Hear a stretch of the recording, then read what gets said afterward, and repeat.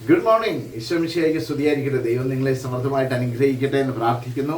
ഇന്ന് ഞായറാഴ്ചയാണ്. ഈ ഞായറാഴ്ചത്തെ എല്ലാ അനുഗ്രഹങ്ങളും ഞായറാഴ്ച രാവിലെ നിങ്ങൾ ഉണർന്നെഴുന്നേൽക്കുമ്പോൾ പ്രാർത്ഥിച്ചുകൊണ്ട് ദൈവത്തോട് ചേർന്ന് നിന്നുകൊണ്ട് ദൈവത്തിൻ്റെ സന്നിധിയിൽ കണ്ണുകളടച്ച് ദൈവമേ ഇതാ ഒരു പുതിയ ഞായറാഴ്ച, പുതിയ ദിവസം തന്നതിന് നന്ദി പറയുന്നു എന്ന് പറഞ്ഞൊക്കെ എഴുന്നേറ്റ് വരിക, വചനം ആവർത്തിക്കുക, വചനം പഠിക്കുക, ദൈവത്തോട് ചേർന്ന് നിൽക്കുക. ഈ ദിവസത്തിൻ്റെ അനുഗ്രഹങ്ങൾ ദൈവം നമുക്ക് നൽകും. വിശുദ്ധ കുർബാനയിലേക്ക് പങ്കെടുക്കുമ്പോഴത്തേക്ക് സന്തോഷത്തോടെ, സ്നേഹത്തോടെ, ആദരവോടെ, പ്രാർത്ഥനയോടെയൊക്കെ പങ്കുചേരുക. നിങ്ങളുടെ പ്രാർത്ഥനയൊക്കെ വളരെ അഭിഷേകമുള്ളതായി തീരട്ടെ എന്ന് പ്രത്യേകമായിട്ട് നിങ്ങൾക്ക് വേണ്ടി പ്രാർത്ഥിക്കുന്നു. അപ്പോൾ നമുക്ക് ആരംഭിക്കാം. So smile and start your day with Jesus. ഈ എപ്പിസോഡിലേക്ക് നിങ്ങളെ സ്നേഹത്തോടെ സ്വാഗതം ചെയ്യുന്നു. ഞാൻ സിബി വർഗീസ്. പ്രിയപ്പെട്ടവരെ, ഇന്ന് നാം വചനം ആവർത്തിക്കുന്ന ദിവസമാണ്. കഴിഞ്ഞ ഒരാഴ്ച പഠിച്ച വചനങ്ങൾ ഇന്ന് ആവർത്തിക്കുകയാണ്. അതായത് സെപ്റ്റംബർ മാസം 29, ഒക്ടോബർ മാസം 1, 2, 3, 4, സെപ്റ്റംബർ 30 ഞാൻ നിങ്ങളുമായി വചനം പങ്കുവച്ചില്ല. അപ്പം 5 വചനങ്ങൾ നാം ഇന്ന് വീണ്ടും ആവർത്തിക്കുകയാണ്. വചനത്തിൻ്റെ അഭിഷേകത്തോടെ നിങ്ങൾക്ക് ആ വചനങ്ങളുടെ അഭിഷേകം ലഭിക്കട്ടെ എന്ന് പ്രത്യേകമായിട്ട് പ്രാർത്ഥിക്കുന്നു. അപ്പം നമുക്ക് ആരംഭിക്കാം. സെപ്റ്റംബർ മാസം 29 നാം പഠിച്ച വചനം നിയമാവർത്തന പുസ്തകം അതിൻ്റെ 4-ാം അധ്യായം 7-ാം വാക്യമായി. അതിങ്ങനെയാണ് പറയുന്നത്: നാം വിളിച്ചപേക്ഷിക്കുമ്പോഴൊക്കെ നമ്മുടെ ദൈവമായ കർത്താവ് നമുക്ക് സമീപസ്ഥനായിരിക്കുന്നത് പോലെ ദൈവം ഇത്ര അടുത്തുള്ള വേറെ ഏത് ശ്രേഷ്ഠ ജനതയാണുള്ളത്. ഇത്ര സുന്ദരമായ വചനമാണല്ലേ. ഞാൻ വിളിച്ചപേക്ഷിക്കുമ്പോൾ ദൈവം എൻ്റെ അടുത്തേക്ക് ഇറങ്ങി വരുന്ന ഒരനുഭവം.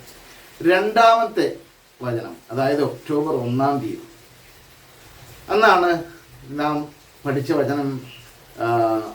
ലൂക്കാസ് വിശേഷം 1-ാം അധ്യായം അതിൻ്റെ 35-ാം വചനം. അതിതായിരുന്നു: പരിശുദ്ധാത്മാവ് നിന്റെ മേൽ വരും, അത്യുന്നതൻ്റെ ശക്തി നിന്റെ മേൽ ആവസിക്കും. പരിശുദ്ധാത്മാവ് നിന്റെ മേൽ വരും, അത്യുന്നതൻ്റെ ശക്തി നിന്റെ മേൽ ആവസിക്കും. പിന്നീട് ഒക്ടോബർ മാസം 2-ാം തീയതി യോഹന്നാൻ ശ്ലീഹ എഴുതിയ 1-ാം ലേഖനം 3-ാം അധ്യായം 1-ാം വചനം: കണ്ടാലും എത്ര വലിയ സ്നേഹമാണ് പിതാവ് നമ്മോട് കാണിച്ചത്, ദൈവമക്കളെന്ന് നാം വിളിക്കപ്പെടുന്നു. നാം അങ്ങനെ തന്നെയാണ്. ദൈവമകനും ദൈവമകളുമാണ്. എത്ര സുന്ദരമായിട്ട് ദൈവത്തിൻ്റെ മകനാണ്, ദൈവത്തിൻ്റെ മകളാണ്, ദൈവത്തിൻ്റെ മകൻ എന്ന് നമ്മെക്കുറിച്ച് ചിന്തിക്കുന്ന വ്യക്തികൾ. അതെത്ര സുന്ദരമാണ് അല്ലേ. ദൈവത്തിൻ്റെ മകനായി മാറണം. ഞാനും നിങ്ങളുമൊക്കെ ദൈവത്തിൻ്റെ മക്കളായി മാറണം. അതായിരിക്കണം നമ്മുടെ ആഗ്രഹം. ഇനി ഒക്ടോബർ മാസം 3-ാം തീയതി അത് റോമാലേഖനം, വിശുദ്ധ പൗലോസ്ലീഹ റോമാക്കാർക്ക് എഴുതിയ ലേഖനം 8-ാം അധ്യായം അതിൻ്റെ 14-ാമത്തെ വചനമായിരുന്നു: ദൈവാത്മാവിനാൽ നയിക്കപ്പെടുന്നവരെല്ലാം ദൈവത്തിൻ്റെ മക്കളാണ്. ദൈവാത്മാവിനാൽ നയിക്കപ്പെടുന്നവരെല്ലാം. അപ്പം നമ്മൾ നയിക്കപ്പെടേണ്ടത് മറ്റൊരു ശക്തിയാലുമല്ല, നമ്മുടെ ജീവിതത്തിൽ ദൈവാത്മാവിനാലാണ്. ദൈവാത്മാവിനാൽ നയിക്കപ്പെടുന്നവരെല്ലാം ദൈവത്തിൻ്റെ മക്കളാണ്.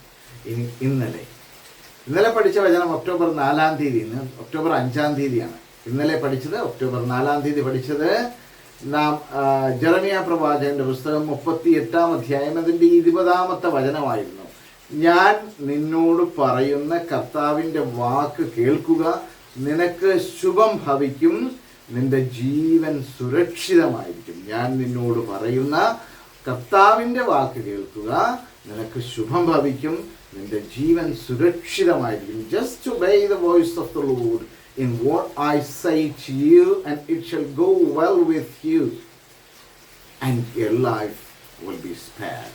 അപ്പോൾ ഈ വചനങ്ങളൊക്കെ ഒന്ന് ആവർത്തിച്ച് പഠിക്കുക. ദൈവം ഇന്ന് പ്രത്യേകമായിട്ട് നിങ്ങളെ അനുഗ്രഹിക്കട്ടെ എന്ന് ഞാൻ പ്രാർത്ഥിക്കുന്നു. ആമേൻ.